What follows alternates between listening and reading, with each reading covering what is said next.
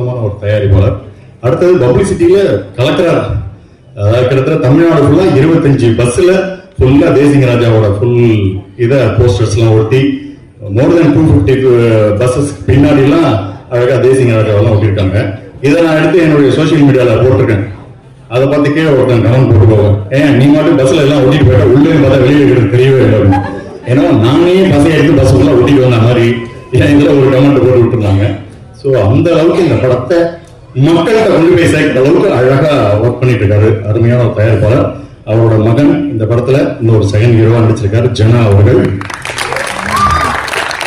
அவர்கிட்ட பேசும்போது ஒரு விஷயம் சொன்னாரு, எனக்கு நடிக்கணும்னு ஆசை அப்படின்னு சொல்லி அந்த தயாரிப்பாளர் ரவிச்சந்திரன் சார் சொல்லும்போது பையன்கிட்ட கேட்டிருக்காரு, உனக்கு ஆசைப்பட்டு வரியா இல்ல பேஷனோட வரியா அப்படின்னு. ஏன்னா ஆசைக்கும் பேஷனுக்கும் ஒரு வித்தியாசம் இருக்கு. அது அவருக்கு அப்ப தெரியல. ஸோ எதை நாம் தொடர்ந்து துரத்தணும்னு ஒரு இது வருதோ அதுதான் பேஷன். எல்லாத்தையும் பார்த்து ஆசை வரும், ஆனா சில இதை தான் கண்டினியூஸா அதை அட்டஞ்சே தீரணும்னு இருக்கும், அதுதான் பேஷன்.